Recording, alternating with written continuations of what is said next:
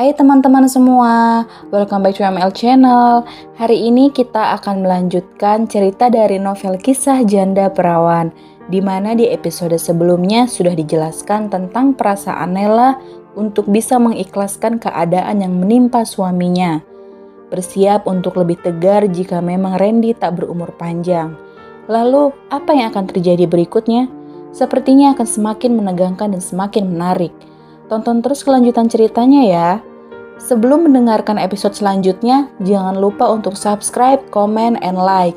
Nyalakan juga loncengnya supaya kalian tidak ketinggalan update video berikutnya. Selamat menonton! Episode 28, Perempuan Tangguh. Apa kamu benar-benar siap jika harus menjalankan amanah Randy? Tanya Ambar, membuat Raska menelan saliva dengan berat.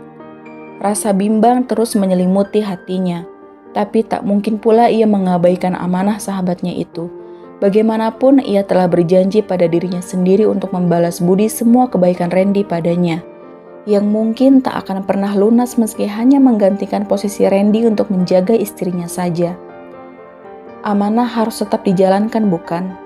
Aku akan tetap melaksanakannya, kata Raska sambil menundukkan pandangan. Nela dalam bahaya dan tak cukup memiliki perlindungan untuk menjaga dirinya sendiri, sambungnya yang selalu teringat dengan alasan besar di balik amanah itu. Ambar pun menghela napas.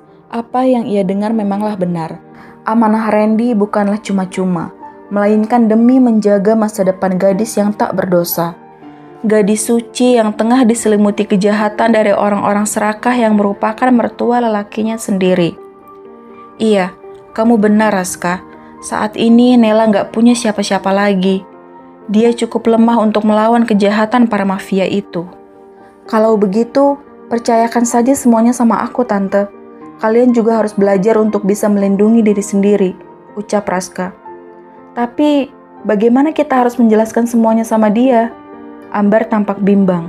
Melihat Nela jatuh pingsan karena melihat suaminya yang semakin lemah saja membuat ia sangat khawatir. Membayangkan bagaimana perasaan Nela saat ini. Tentu saja gadis itu sangat terpukul harus menanggung penderitaannya kembali. Tapi bagaimanapun, Raska harus tetap menjalankan amanahnya dengan baik. Perlahan saja, aku yakin Nela tak selemah itu. Dia gadis yang kuat dan tangguh. Bukankah ujian yang menimpa seorang manusia tak akan pernah melebihi batas kemampuannya? Ujar Raska, membuat Ambar menoleh ke arahnya dan termangu. Tak menyangka, ucapan lelaki itu sungguh membukakan keyakinan Ambar mengenai kekuatan hati seorang gadis yang tengah mereka perjuangkan harga dirinya. Tak lama kemudian, dokter menghampiri Ambar dan Raska yang sedang duduk di kursi tunggu, memberikan kabar yang sangat mereka nantikan. Permisi, Bu Ambar, Mbak Nela sudah siuman, keadaannya sudah mulai stabil kembali, ucap dokter. Alhamdulillah, apa kami boleh melihatnya, dokter? Tanya Ambar. Tentu boleh, mari silakan. Dokter kemudian mengajak Ambar dan Raska untuk memasuki ruangan pasien. Raska melangkah dengan perlahan menatap wajah cantik itu dengan penuh kepiluan. Seorang gadis yang akan menjadi tanggung jawabnya nanti. Mama, Nela memanggil lirih. Iya Nela, sahut Ambar yang kemudian langsung mendekap gadis itu dengan erat. Gimana keadaan Randy, Ma? Dia baik-baik aja kan? Tanya Nela. Randy sedang istirahat. Hanya itu yang dapat Ambar katakan pada menantunya, mengingat Randy belum kembali siuman setelah berbincang dengan Nela tadi malam. Nela kembali membaringkan tubuhnya dengan matanya yang tak sempat mengedip, namun buliran bening telah berhasil lolos dari pelupuk matanya. Tatapannya begitu kosong, tapi benak dan hatinya sangat gusar dan pelik bercampur menjadi satu. Teringat akan kejadian di mana terakhir kali ia menemui Randy yang membuatnya begitu terpukul.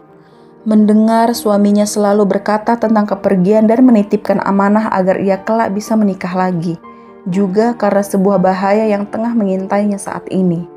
Sesaat ia tak menganggap itu hal yang benar, tapi kenyataannya mengatakan sebaliknya. Nela menoleh ke arah lelaki yang berdiri di belakang Ambar. Dengan tatapannya yang begitu iba melihat dirinya, Nela pun menyadari satu hal. Pasti suaminya pun sudah lebih dulu mengatakan hal itu pada sahabatnya. terngiang dengan jelas bagaimana Randy meminta sahabatnya untuk dapat menjaga dirinya dengan baik. "Ma, jika Randy pergi, apa aku bukan anak mama lagi?" kata Nella, seperti anak kecil yang akan kehilangan orang tuanya. "Kamu salah. Ada atau tidaknya Randy, kamu akan tetap menjadi anakku. Jangan pernah berpikir kamu akan sendirian, Nella. Kami akan selalu ada untukmu." Ambar mendekap gadis itu, seperti pada anak kandung yang sangat ia sayangi. Ambar begitu menyayangi Nella sejak Randy mulai bercerita banyak tentang gadis itu. Gadis yang sangat sederhana, namun begitu baik hati dan soleha. Semenjak kehadiran Nella, Ambar tersentuh jiwanya untuk kembali ke jalan yang benar, berharap dan bersimpuh hanya pada Sang Pencipta. Nella pun langsung berhambur ke dalam dekapan Ambar dan kembali menumpahkan kesedihannya. Ia sangat bersyukur di tengah-tengah badai kehidupannya menerpanya, ia masih diberikan secercah kebahagiaan dan kasih sayang yang begitu tulus dari seorang ibu. Sejak saat itulah Nella tak pernah lagi merasakan kehangatan dekapan seorang ibu.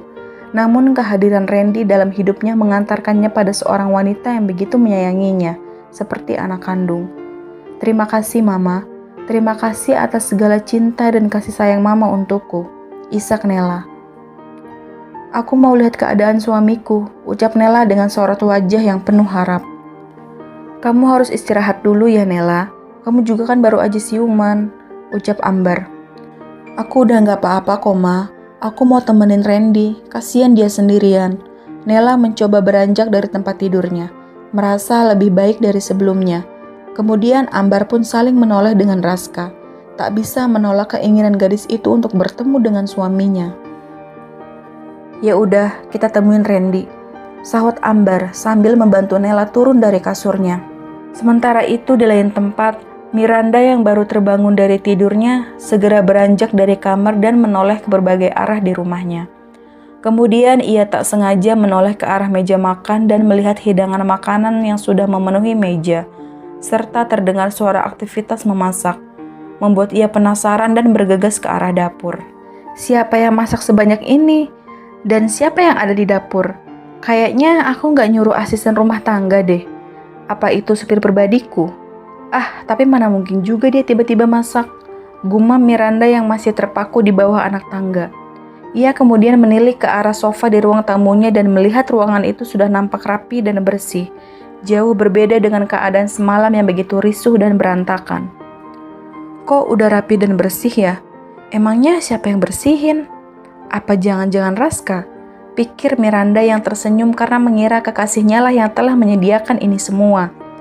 Dengan hatinya yang berbunga-bunga dan merasa yakin kalau yang sudah menyiapkan ini semua adalah Raska. Saat ia berjalan ke arah dapur, betapa terkejut dirinya melihat seorang wanita parubaya sedang memasak dan berbalik badan karena ingin mengambil suatu bahan masakan di dalam kulkas. Wanita itu pun terlonjak saat melihat Miranda sedang berdiri tak jauh dari kulkas di dapur. "Astagfirullah, Nyonya Miranda, bikin jantung bibi mau copot," pekik Ratna, pelayan yang diminta oleh Raska untuk melayani Miranda. Melihat seseorang yang berada di dapur itu bukanlah kekasihnya melainkan seorang pelayan, Miranda membuang napas kasar. Teringat dengan ucapan Raska yang akan mengirimkan seorang pelayan untuk menemaninya sementara waktu. "Maaf Bi, saya kira nggak ada siapa-siapa di dapur. Jadi bibi yang udah siapin ini semua ya?" tanya Miranda dengan raut wajah yang datar. "Iya Nyonya, Tuan Raska yang meminta saya untuk datang kemari melayani Nyonya. Katanya Nyonya cuma sendirian di rumah ini," jawab Ratna. "Oh begitu ya. Terus Raska kemana Bi?" tanya Miranda. "Kalau itu saya kurang tahu, tapi yang jelas pagi-pagi sekali beliau menghubungi saya buat datang ke sini. Pas saya udah sampai sini, Tuan Raskanya udah nggak ada. Dan cuma ada Nyonya aja tadi yang masih tidur di kamar," ujar Ratna sembari melanjutkan memasak. "Maaf Nyonya, tadi saya nggak berani bangunin, takut ganggu dan kelihatannya Nyonya capek banget dan pules tidurnya," sambung Ratna. Mendengar itu, Miranda hanya menganggukkan kepala dan tersenyum ke arah wanita parubaya itu. "Ya udah, kalau begitu Bibi lanjutin aja pekerjaannya. Saya mau balik ke kamar dulu. Terima kasih ya Bi," ujar Miranda yang langsung bergegas menuju kamarnya di lantai atas. Sedangkan pelayan wanita itu tampak terheran melihat tingkah majikannya itu. Memangnya semalam Nyonya Miranda habis ngapain ya sama Tuan Raska? Apa jangan-jangan mereka... Gumam Ratna yang arah pikirannya mulai menjalar lebih jauh. Anak zaman sekarang ya, pergaulannya gak ada batas. Duh ya Allah, saya jadi julid dan suuzon begini kan jadinya. Ratna kembali menepis pikiran buruknya. Sementara itu Miranda yang baru selesai mandi membalut tubuhnya dengan handuk yang tak cukup menutupi bagian tubuhnya. Kemudian mencoba untuk memotretnya dan mengirimkan kepada Raska. Kamu pasti bakalan seneng kalau lihat ini. Enak aja main tinggalin aku sendirian di rumah. Gerutu Miranda sambil menekan tanda kirim pada chat pribadi kekasihnya. Di lain tempat, Raska yang masih berada di ruang pasien segera merogoh ponselnya dan melihat sebuah notifikasi pesan masuk dari Miranda. Ia membuka pesan tersebut yang ternyata adalah sebuah foto Miranda yang hanya mengenakan handuk kecil melilit di tubuh meloknya. Astaga Miranda, gumam Raska sambil menutup kembali ponselnya dengan matanya yang terpejam. Tentu saja ia merasa saat ini bukanlah waktu yang tepat untuk memikirkan tentang Miranda, mengingat situasi di sekitarnya sedang diselimuti oleh kesedihan. Sedangkan Nela perlahan menghampiri suaminya yang masih terpejam. Raut wajahnya semakin pucat dan terasa begitu dingin, membuat desiran yang menyakitkan dalam hati sang istri. Randy, aku di sini. Apa kamu gak mau membuka mata dan melihat istrimu ini? Nela berucap lembut. Tapi aku yakin, meski terpejam, kamu masih dengan jelas mendengar suaraku ini. Dengar aku baik-baik, Randy. Kamu adalah cintaku setelah Bapak. Kamu malaikat pelindungku. Sesaat aku egois, memaksa Tuhan untuk menjadikan kamu malaikatku selamanya. Tanpa aku sadari, kamu pun miliknya, dan hanya Dia yang berhak menentukan seberapa lama kamu menemaniku di dunia ini. Kata Mama dan Biningsih, mereka adalah saksi bagaimana perjuanganmu selama ini melawan penyakit. Kamu hebat, Randy, sudah berjuang sejauh ini, sekuat ini. Padahal aku berharap bisa memiliki satu saja keturunan dari buah cinta kita. Paling tidak masih ada kenang-kenangan darimu untukku, menggantikan kamu di hidupku. Seorang putra atau putri yang pastinya dapat setangguh dan sebaik ayahnya. Tapi ternyata kita belum sampai ke titik itu. Nela tersenyum dalam kepahitan, kemudian meluapkan seluruh isi hati untuk suaminya. Kalau memang kamu sudah tidak sanggup melanjutkan perjuanganmu, aku harus merelakan kamu, bukan? Aku tidak mau menjadi penyulit jalanmu untuk pulang. Mungkin pula perjuanganmu sudah selesai denganku, walau aku masih berharap lebih sama kamu. Tapi aku akan belajar untuk itu. Insya Allah aku ikhlas jika harus kembali hidup seorang diri. Nela menitikkan air mata, mencium lembut jemari suaminya. Tak mau lagi melihat penderitaan Randy lebih dalam lagi.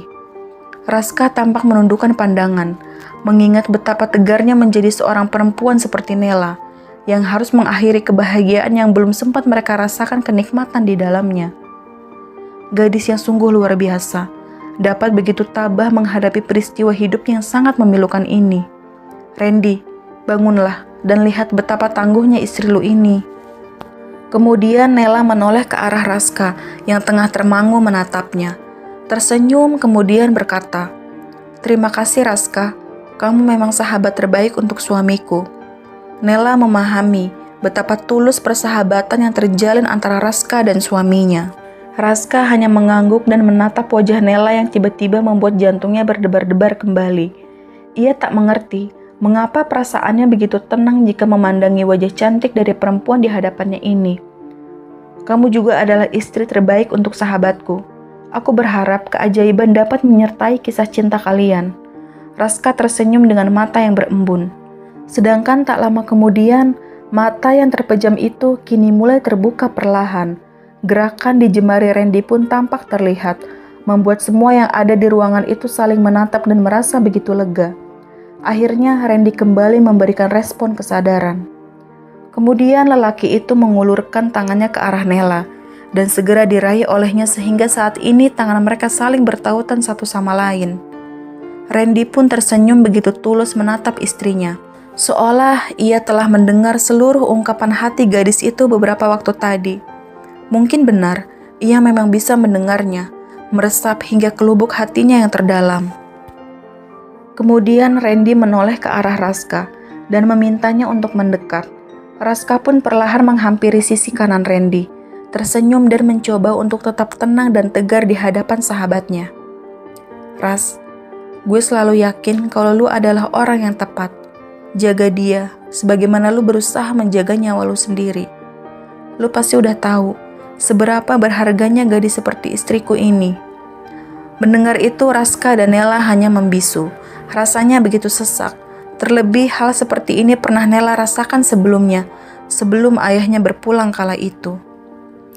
"Gua tahu, Randy." Hanya itu yang bisa terucap di bibir Raska, yang memaksakan untuk tetap tersenyum.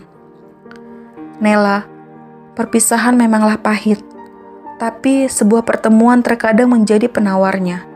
Anggap saja perpisahan kita dan pertemuanmu dengan Raska sebagai penawar kepahitan itu. Aku yakin kamu bukanlah perempuan yang lemah. Kamu perempuan yang tangguh, sama hebatnya seperti sahabatku ini. Kalau tadi kamu bilang aku adalah malaikat pelindungmu, maka tidak salah kan jika saat ini Raska pun akan menjadi dewa penyelamatmu." Mendengar hal itu, Nela hanya bisa menundukkan pandangan dengan jemarinya yang masih menggenggam erat tangan suaminya. Perih yang semakin menyayat, sulit untuk diungkapkan, tapi inilah kenyataannya. Hanya bisa pasrah dan terus ikhlas jika ini benar-benar menjadi sebuah perpisahan. Sedangkan Ambar yang menyaksikan hal itu segera menghubungi Adia karena batinnya merasa waktu putranya memang sudah tidak lama lagi.